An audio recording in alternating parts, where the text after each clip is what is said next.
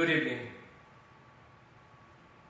Today is Sunday, June 7, 2026, the solemnity of the body and blood of Christ, also known as Corpus Christi.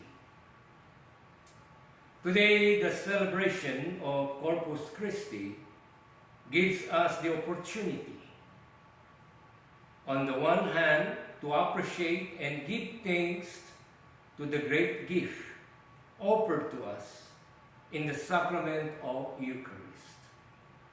In it, the Lord's promise is fulfilled.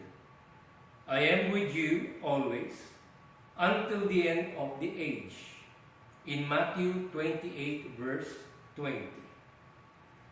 This sacramental presence began at the Last Supper, when Jesus broke and gave his body and blood, a gift that would continue thanks to the fact that at that same supper he also empowered them to perpetuate his presence.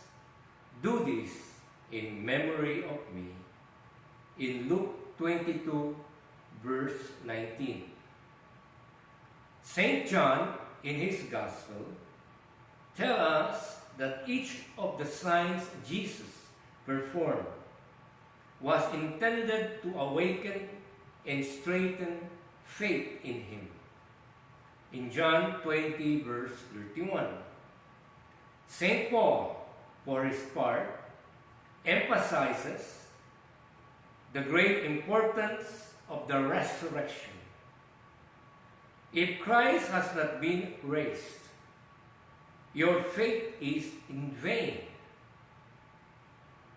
In 1 Corinthians 15, verse 17.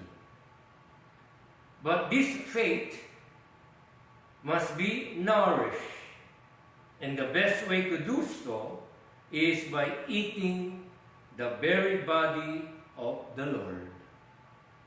My flesh is true food, in John 6, verse 55. Therefore, this feast also reminds us of our responsibility not only to be well prepared to receive